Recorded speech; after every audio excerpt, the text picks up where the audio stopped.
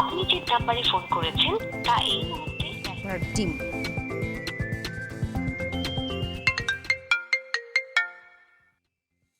আরে বাবা, মিনিটে 100 বার ফোন দিয়ে লাভ আছে? আমি তো বললাম আমি আসতেছি। তোর জন্য পুরো 40 মিনিট ধরে এখানে আমি দাঁড়ায় আছি। কই তুই? আরে রাস্তায় জ্যাম থাকলে আমি কি করব?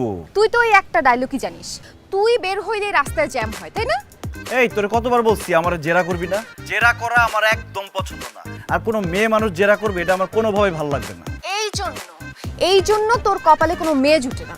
জীবনে তো একটা প্রেমও করতে পারিস নাই। ওইসব প্রেম টেম আমি বিশ্বাস করি না। আর মেয়ে মানুষ আমার দুই চোখের বিষ। তাহলে আমার সাথে মিশিস কেন? তুই আবার মেয়ে মানুষ হলি কবে? কি? সরি দোস্ত, এই তো চলে আসছি, মাত্র 2টা মিনিট দে। 2 মিনিট মানে 2 মিনিট। 2 মিনিটের মধ্যে এখানে আসবি, নাইলে কিন্তু খবর আছে 1 সেকেন্ডও যেন বেশি না লাগে।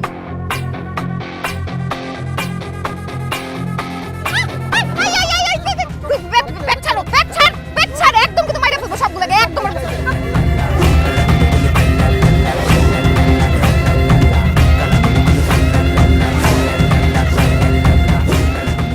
ভাই ছুরি নামান দিতেছি সব দিতে। এই খবরদার, ওরে ছাড়, নইলে একটাও জান দিয়ে ফিরতে পারবি না। গলা একদম নামাই দিমু। ভাগ এখান থেকে। রুদ্র হেল্প প্লিজ। নে যা। সিটি গোল্ডের 300 টাকার চেইন তো ছাড়বি না, নিয়ে যা যা। এমন ফকিন্নি ছিনতাইকারী আমি আমার বাপের জন্মে দেখি না। কেনে চেইনটা নিয়ে যা। ওই কত বড় সাহস! দাঁড়া, একটাও ছাড়বো না। কত বড় সাহস আমাদের আড্ডার জায়গায় ছিনতাই করতে আসছে! ধরতে পারলে একটাও ছাড়তাম না। একটু আগে তো কাপুরুষের মতো পালা গেছিলি, এখন কি বাহাদুরি দেখাতে আসছিস? আরে দুইজনকে যদি একসাথে ধরতো, মোবাইল টাকা পয়সা সব নিয়ে যেত, তখন বাসায় ফিরতাম কিভাবে? একজনেরটা সেভ করলাম। তোর মতো বন্ধু থাকার থেকে শত্রু থাকা ভালো। বিশ্বাস কর, আমি ওইখানে লুকায় লুকায় দেখতেছিলাম, ওরা যদি তোর গায়ে হাত তুলতো আমি একটারও ছাড়তাম না। এখন মাস্তানি করতে আসছিস। যা আমার চেনটা নিয়ে। আরে 300 টাকার সিটি গোল্ডের চেন ময়লার মধ্যে পড়ে আছে, ওরা নিয়ে কি করবি? চল। আনতে বলছি আন, যা।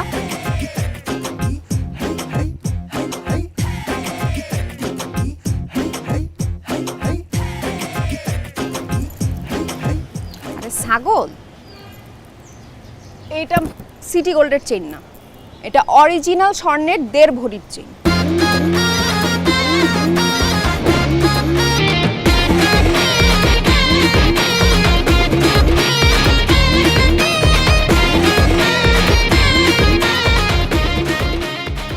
এই ওইদিকে তাকায় কি দেখিস? ওঠ, চল মামা। নে তোর জন্য। হঠাৎ ফুল কেন?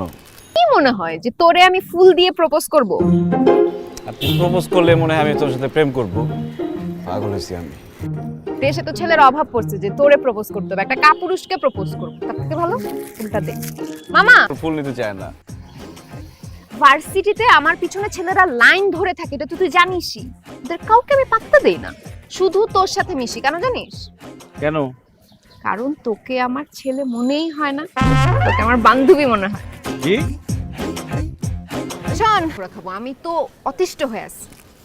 বাবা যে ভালো পাকোড়া বানাতে পারে তোরে কে বলছে? মামা তুই তো বললি। বলছিলাম না? কি অবস্থা এখন তার?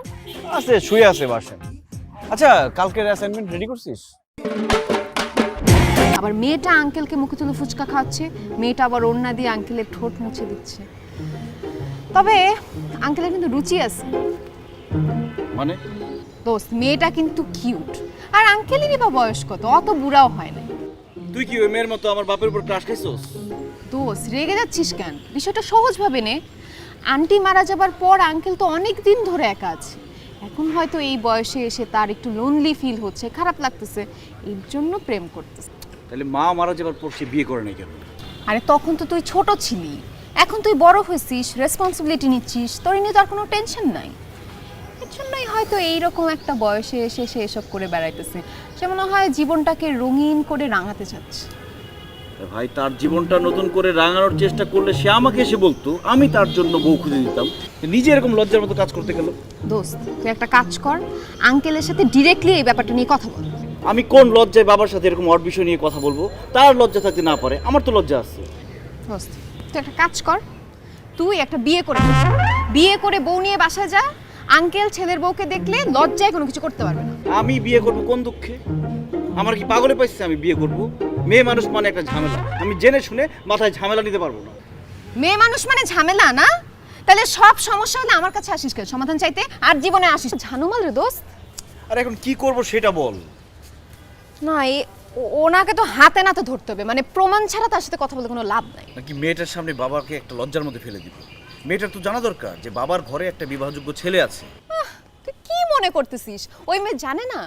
জেনে শুনেই তোর বাপের সাথে প্রেম করতেছে। তোর বাপ ওই মেয়ের কাছে হচ্ছে সুগার ড্যাডি। আমার বাপ সুগার ড্যাডি? হ্যাঁ, আঙ্কেলের সম্পত্তির লোভে ওই মেয়ে প্রেম করতেছে। করবি না? এত সহায় সম্পত্তি দিয়ে করবিটা কি? আরে আমার এখন বিয়ে করতে ইচ্ছে করছে না, ভবিষ্যতে ইচ্ছে করতে পারে তো নাকি? এর জন্যই বলছিলাম একটা সুন্দরী মেয়ে দেখে বিয়েটা সেরে ফেল। আর কাউরে যদি খুঁজে না পাস তাহলে আমি তো আছি। মানে আমি আসি তোরে নিজ থেকে যাবে নাকি? আরে প্রেম ভালোবাসার কথা বলতেছে, তো সময় তো লাগবে। আসা প্রেম এগুলা হচ্ছে ন্যাকামি। আমার কাছে মেয়েদের সব কাজই ন্যাকামি মনে হয়। কেন? তারা বারান্দায় বসে দুজনে কথা বলতে পারতো না? না, দরজা বন্ধ করে ঘরের ভিতর কি জানি করতেছে, গুজর গুজর গুজর গুজর। আউটডোর আর ইনডোর ডেটিং এর মধ্যে তফাৎ আছে। এসব